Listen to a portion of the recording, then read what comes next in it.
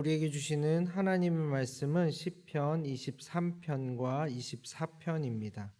시편 23편과 24편, 제가 가진 성경 구약 818쪽에 있습니다. 우리 함께 드라마 바이블로 읽고 은혜 나누도록 하겠습니다. 제23편 다윗의 시.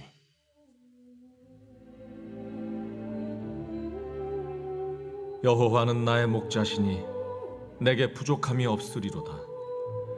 그가 나를 푸른 풀밭에 누이시며 쉴 만한 물가로 인도하시는도다.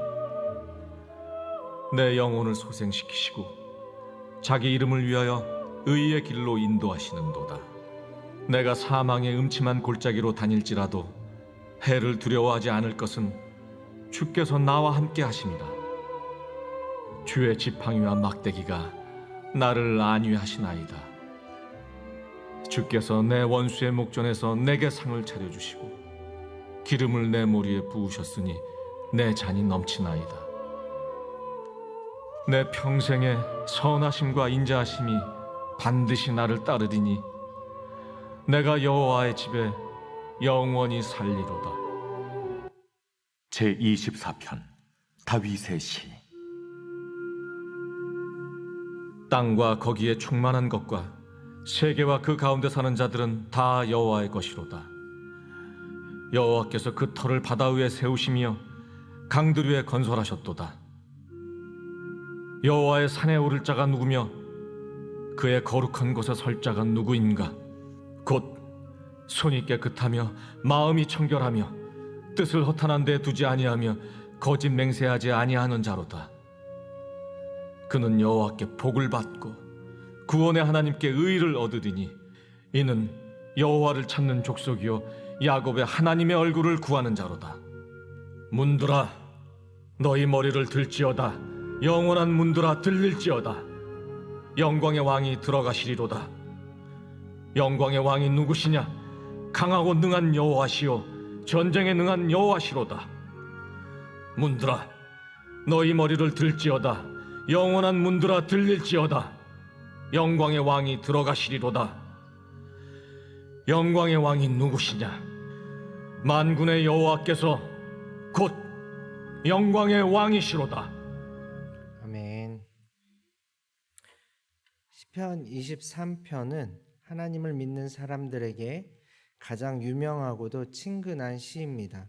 여호와는 나의 목자라는 고백이 지난 수천 년 동안 성도들의 삶과 기도를 통해 드려지고 찬양을 통해 불려졌습니다.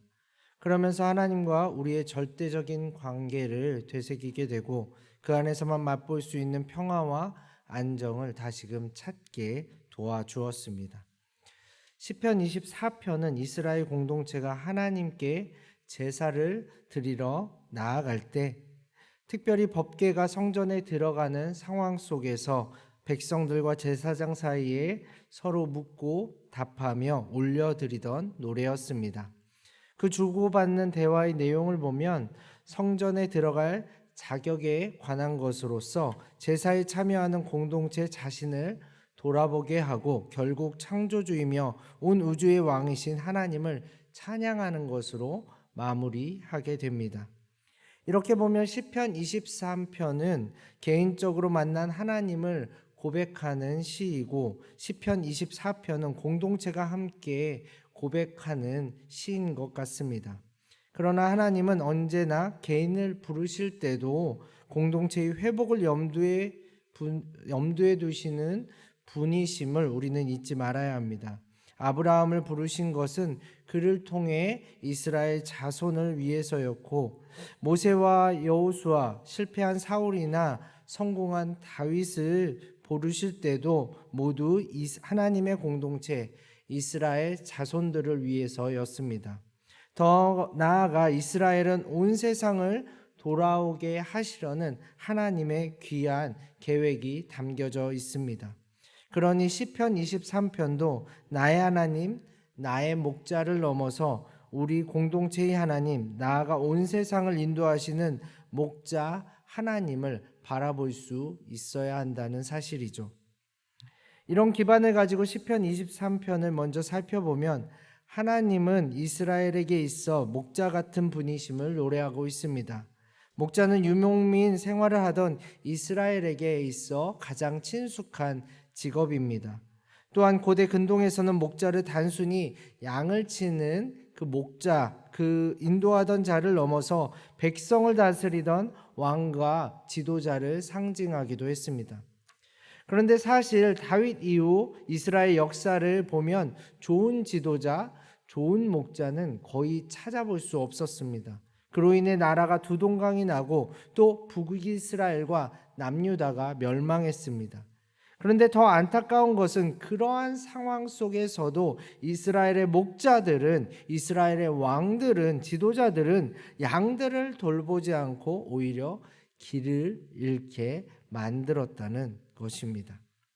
과거 이집트의 노예 때처럼 강대국의 노예가 되었고 이스라엘의 땅은 점점 황폐하게 되었으며 백성들은 그릇된 목자들의 탐욕을 채우기 위해 점점 배고픈 생활을 하게 되었습니다. 삶의 희망이라고는 전혀 찾아볼 수 없는 그런 삶이 되어버렸습니다.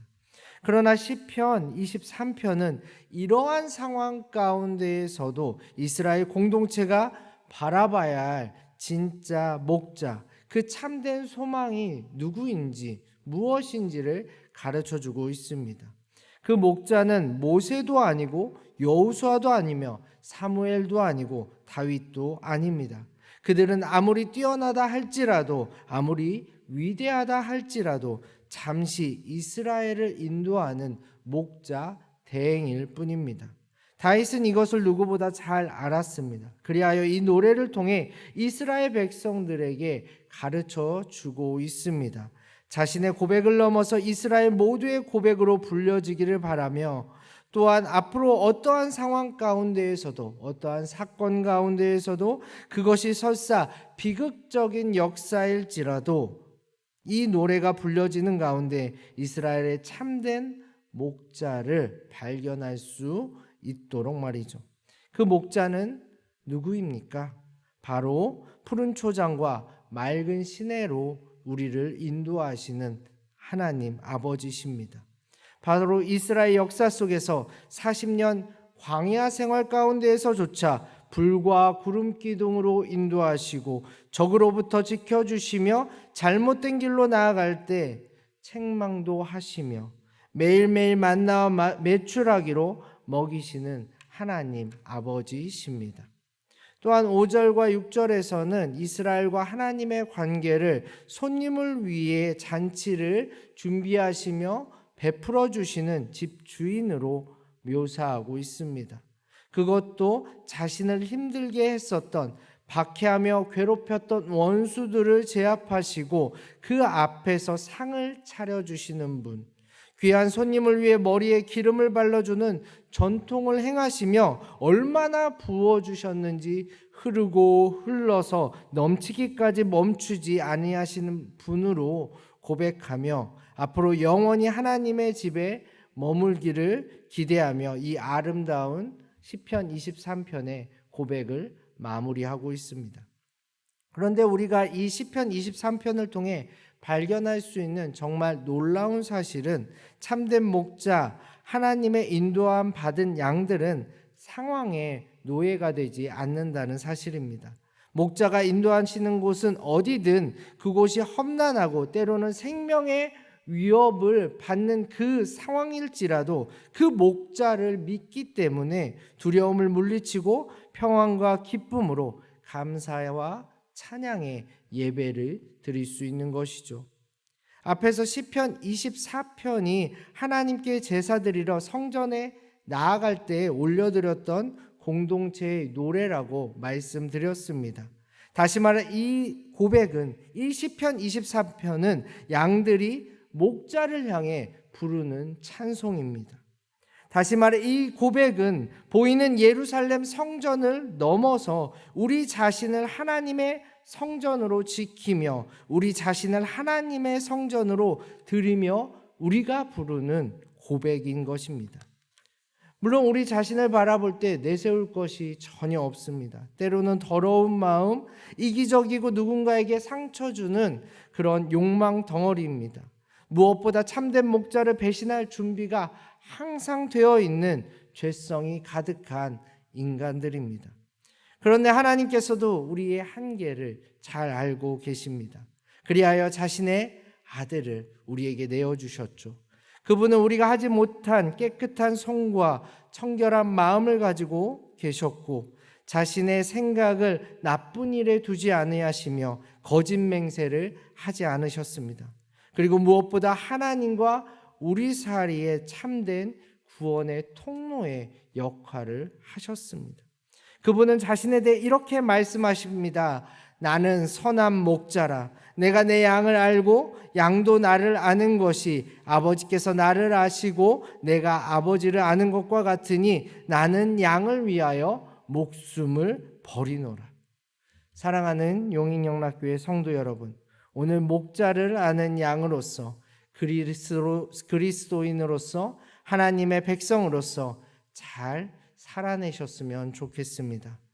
어떠한 상황 가운데에서도 비록 사망의 음침한 골짜기를 지날지라도 참된 목자가 우리를 위해 쏟아놓으신 그 사랑과 희생을 의지하여서 기쁨과 평안을 잃지 않으시길 바랍니다. 찬양과 제사로 우리 자신을 내어 드리시길 바랍니다. 나아가 여러분 한 분 한 분 부르시는 이유가 있습니다. 여러분을 통해 여러분의 가족이 또한 여러분의 이웃이 참된 목자를 발견하게 될 것입니다.